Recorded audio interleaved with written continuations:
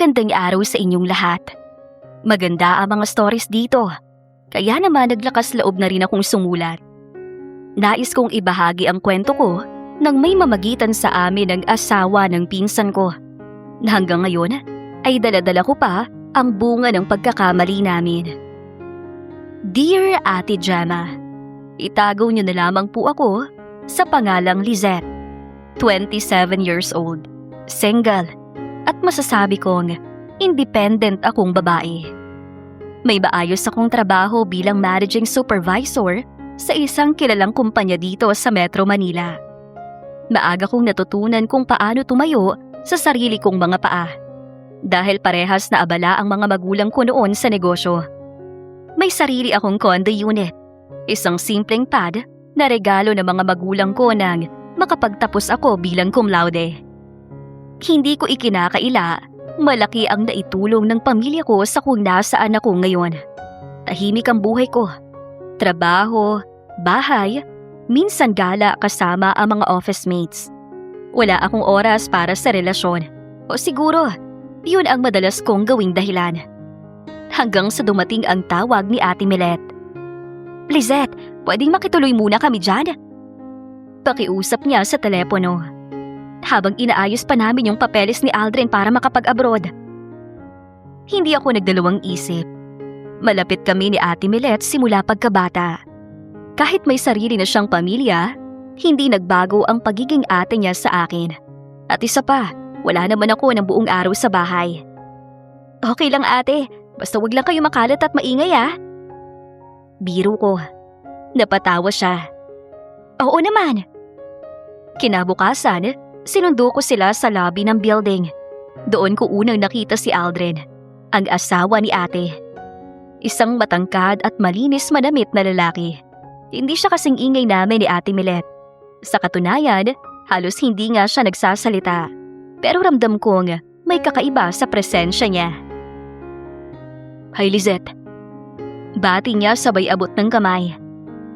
Hello po. Sagot ko na medyo nagulat sa sarili ko. Grabe ka naman, po agad. Natatawang sabi ni Ate Milet. Mas matanda lang siya sa iyo ng konti. 6 na taon. Singit ni Aldrin na bahagyang ngumiti. Hindi ko napigilang ngumiti rin. Sa unang gabi pa lang, naging komportable na kami. Naghapunan kami sa kusina. Ako ang nagluto kahit pilit na inaagaw ni Ate Milet ang sandok sa kamay ko. Lizette, bakit pa hanggang ngayon wala ka pang nobyo? Bigla niyang tanong habang kumakain kami. Hindi ka na bumabata.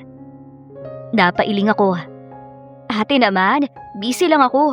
Tsaka hindi ko priority yan. Excuses nga naman.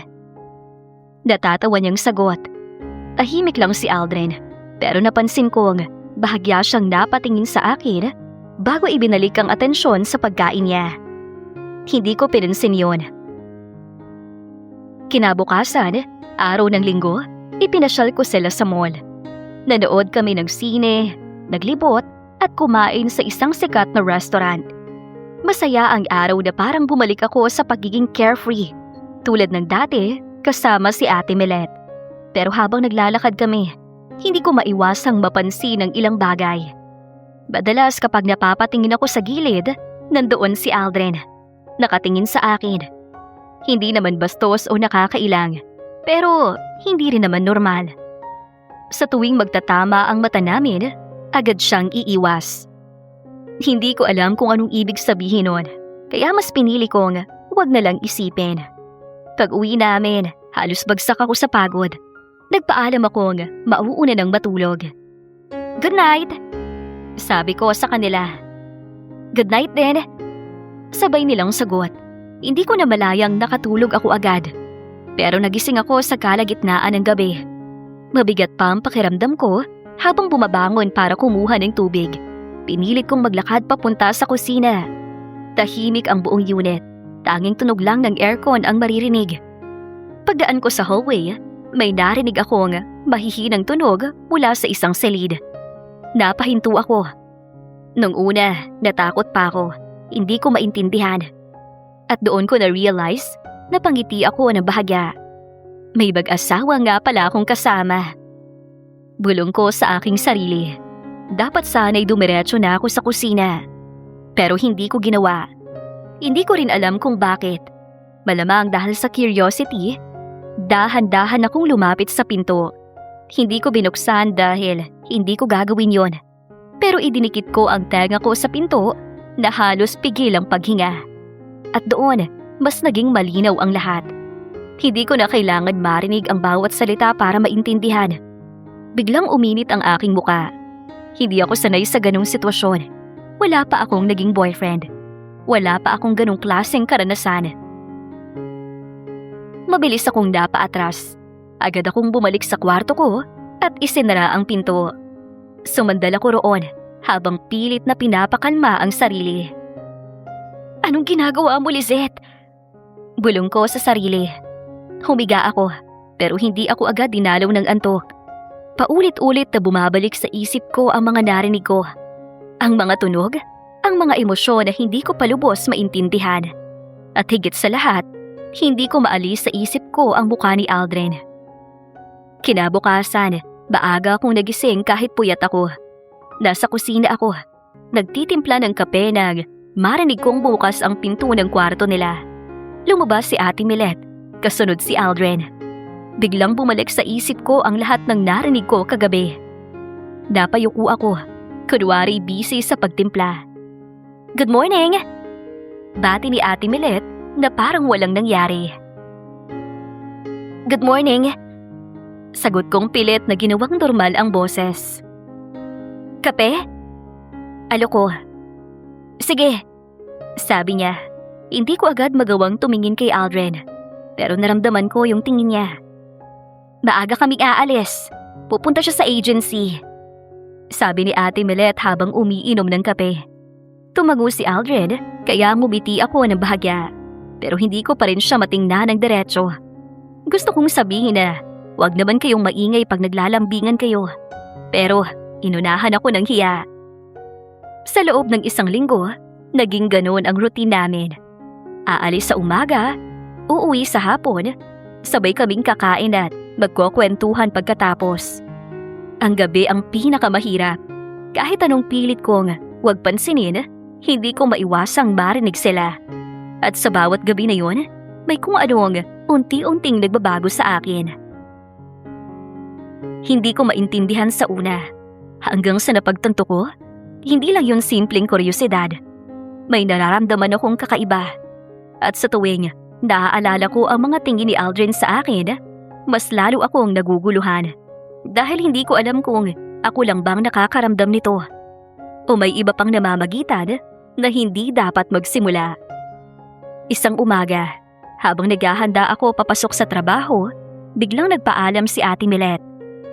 Lizette, uuwi muna ako sa probinsya. Sabi niya habang nag-aayos ng gamit. May kailangan lang akong kunin para sa papeles ni Aldrin. Dapat tingin ako sa kanya. Kailan ka babalik, ate? Siguro mga ilang araw lang. Bahala na muna kayo dito. Biro niya sabay kindat. Sayang din ang pamasahe namin kung 2 pa kaming uuwi. Isa pa, may lalakarin pa siya.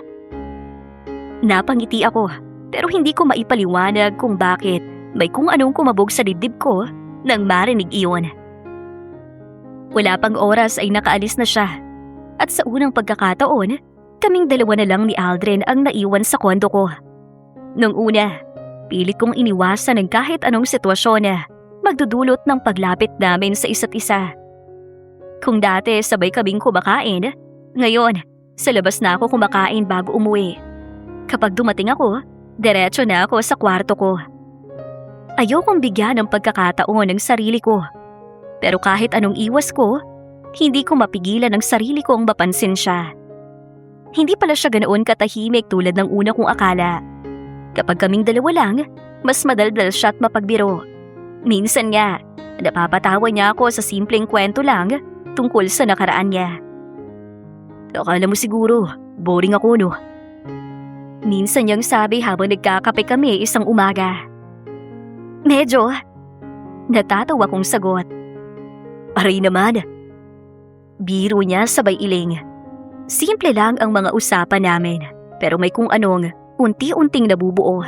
At yun ang kinatatakutan ko. Alam kong mali, pero sa bawat araw na magkasama kami, mas lalo kong nararamdaman na hindi ko na yun kontrolado. Hanggang sa dumating ang gabing yun na hindi ko makakalimutan. Pagod ako galing trabaho gaya ng dati. Ang plano ko, kumain sa labas at matulog agad pag uwi. Pero pagpasok ko sa unit, bukas pa ang ilaw sa sala. Nadatnan ko siyang nakaupo sa couch habang may hawak na baso at nakatutok ang mga mata sa TV. Napahinto ako sa pintuan. "Oh, gising ka pa?" Hindi ko napigilang itanong. Napalingon siya at ngumiti. "Oo, nagpapaantok lang." Sagot niya sabay taas ng basong hawak. Sandaling katahimikan ang namagitan sa amin.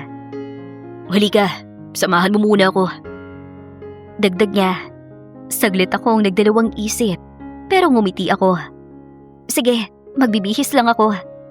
Pagbalik ko, naupo ako sa single couch na katapat niya. Tahimik kaming nanood sa simula. Paminsan-minsan, nagtatanungan tungkol sa palabas. "Uminom ka rin," sabi niya. Sabay abot ng baso maya-maya. Umiling ako. Hindi ako masyadong umiinom eh. "Kaunti lang, parang despedida ko na rin to sa'yo kung batuloy ako abroad." Pilit niya. Napatingin ako sa kanya. May kung anong lungkot sa tono niya. Hindi ko alam kung bakit, pero pinagbigyan ko ang kanyang hiling. "Sige, konti lang ah." Hindi ako sanay, kaya mabilis ang epekto sa akin. Ramdam ko agad ang init na kumalat sa katawan ko. At kasabay nun, parang mas lumakas ang tibok ng puso ko. Maya-maya, bigla akong tumayo. "Mauuna na ako sa kwarto," sabi ko. Pilit pinapanatiling tuwid ang aking boses. Pero nang dumaan ako sa harap niya, hinawakan niya ang kamay ko, pinigilan sa mas tamang salita. Napahinto ako. "Lizette." Mahina niyang tawag. Parang biglang huminto ang mundo ko sa sandaling marinig iyon. Unti-unti akong napalingon sa kanya. Tumayo siya at humarap sa akin. Halos wala ng espasyo sa pagitan namin. "Alam kong mali itong nararamdaman ko para sa'yo," sabi niya, mariing nakatingin sa mga mata ko. Hindi ko kayang suklian ang tingin niya, kaya napayuko ako. "Alam ko, Aldrin. Mali, dahil asawa ka ng pinsan ko." Mahina kong sagot. Katahimikan ang namayani sa amin sandali. Pero hindi niya binitawan ang kamay ko. At sa katahimikang yon, bumalik sa isip ko ang lahat. Ang mga gabing naririnig ko sila. Ang init na hindi ko maintindihan. Ang mga tingin niya sa akin. Naghalo yon sa isip ko na siyang nagpagulo sa akin. Hanggang sa hindi ko na napigilan ang sarili ko. Pero, mahina kong sabi, sabay angat ng tingin. "Gusto kong maranasan." Napahinto ako sandali, pero itinuloy ko pa rin. "Yung ginagawa mo kay Ate Milet." Parang ako mismo ay nagulat sa sinabi ko. Gusto kong bawiin ang binitawan kong salita, pero huli na. "Ilang beses nang hindi ako makatulog. Para akong apoy na nagliliyab tuwing maririnig ko kayo sa gabi." Dagdag ko na halos pabulong. Hindi ko alam kung epekto yun ng alak o baka dahil matagal ko nang kinikimkim. Napapikit ako. At sa sumunod na segundo, naramdaman ko ang labi niya sa labi ko. Mainit at mapanako. Sa halip na umatras, tinugon ko iyon ng buong puso. Doon nagsimula ang lahat. Sa sala, sa gabing tahimik, doon ko unang isinuko ang sarili ko sa lalaking hindi dapat. Wala nang pag-iisip ng tama o mali. Tanging damdamin na lang ang umiiral. At nang matapos ang lahat, hindi pa iyon ang katapusan. Dahan-dahan niya akong binuhat at dinala sa kwarto ko. At doon, muling naulit ang hindi dapat mangyari. Ang mga narinig ko, tila lumabas din sa sarili kong bibig ng gabing iyon. Kinabukasan, nagising ako na mabigat ang katawan.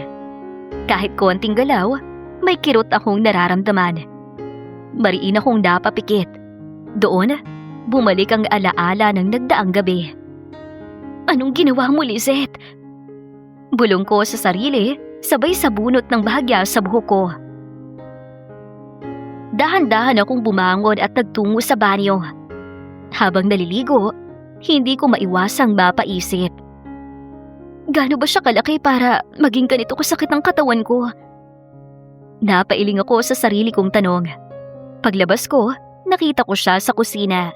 Parang normal lang ang lahat. "Good morning." Masigla niyang bati.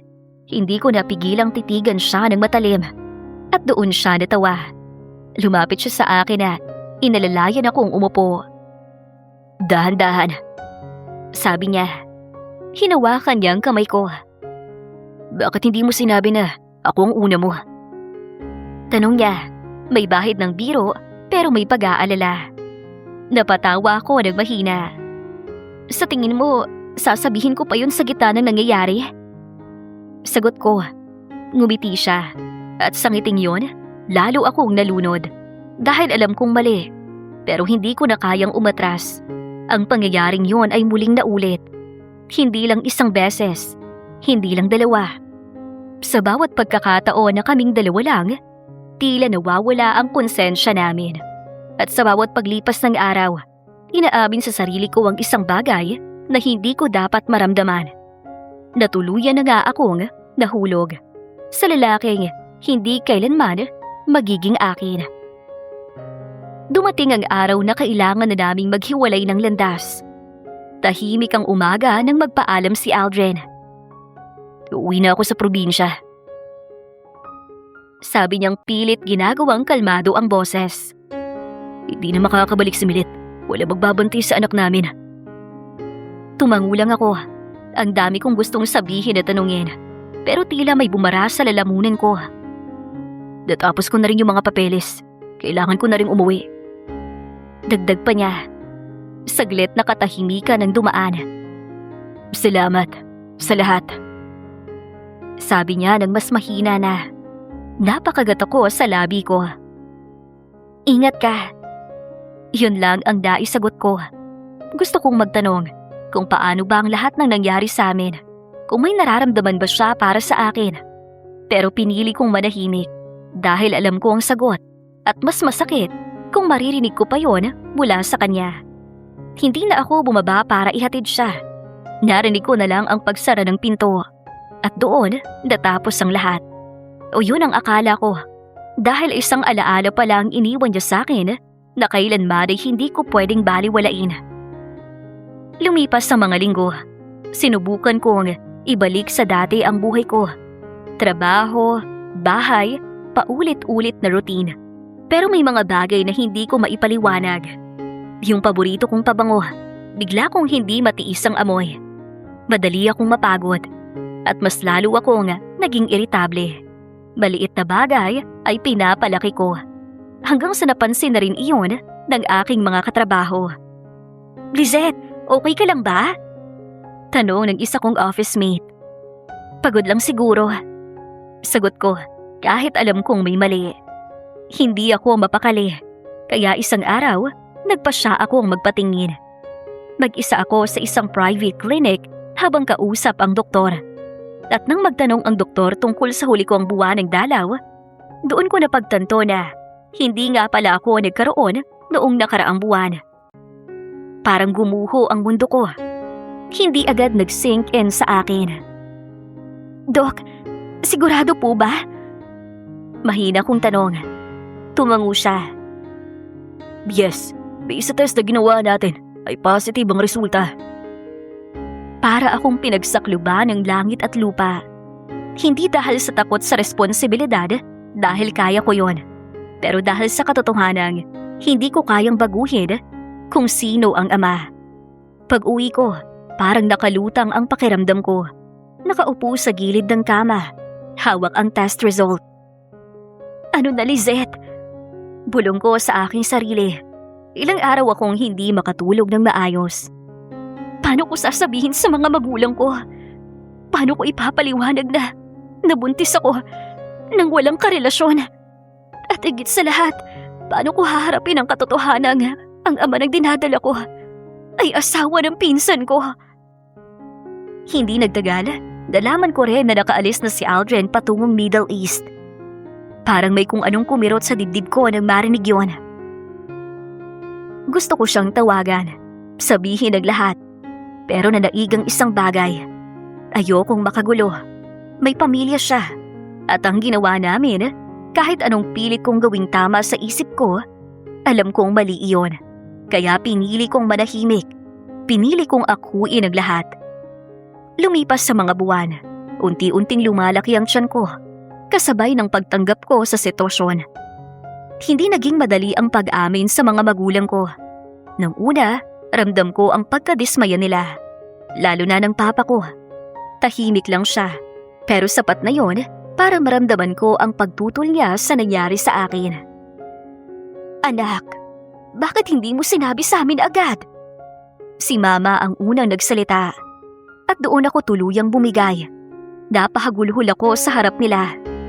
Sorry po, hindi ko po sinasadya. Nagkamali ako. Hindi ko na napigilan ang sarili ko. Pero sa kabila ng lahat, mahigpit akong niyakap ni Mama. At the end of the day, anak ka pa rin namin. Sabi niya habang hinahagod ang likod ko. Doon ko naramdaman na ang magulang ay hindi makakatiis sa anak. Handa silang umintindi at alalayan ka sa anumang sitwasyon na meron ka. Ngayon, 5 buwan na ang dinadala ko. Unti-unti ko nang tinatanggap ang pagiging isang single mom. Masakit pa rin minsan, lalo na kapag naaalala ko kung paano nagsimula ang lahat. Pero sa tuwing nararamdaman ko ang pintig ng bata sa loob ko, parang may dahilan na ulit para magpatuloy. Hanggang sa isang araw, habang nakaupo ako sa sala at nanonood ng TV, may pumasok na mensahe sa phone ko. Isang pangalan na hindi ko malilimutan kailanman. Hay, kumusta ka? Napahinto ako. Matagal kong tinitigan ang screen ng cellphone ko. Hindi ko alam kung sasagot ba ako o hindi. Pero sa huli, pinili kong mag-reply. Okay lang, ikaw. Doon nagsimula ang komunikasyon namin.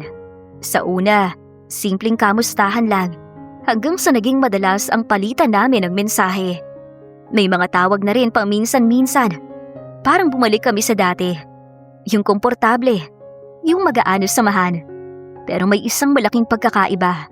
May sekreto akong dala. Isang katotohanan na hindi ko masabi. Sa tuwing kausap ko siya, gusto kong umamin.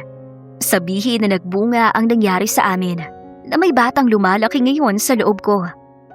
Pero sa tuwing bubuksan ko ang bibig ko, hindi ko magawa dahil natatakot ako. Hindi para sa sarili ko, kundi sa magiging epekto nito sa lahat. Kaya pinili kong itago muna hanggang ngayon. At dito nagtatapos ang kwento ko. Isang kwento ng pagkakamali, damdamin at mga desisyong hindi na mababawi. Pero sa kabila ng lahat, patuloy pa rin akong lumalaban para sa sarili ko at para sa batang dinadala ko. Maraming salamat sa inyong matyagang pakikinig sa aking kwento dito sa Silent Confession. Naway maayos lang ang lahat. Tumating man ang problema, masusolusyonan natin yan. Magandang araw!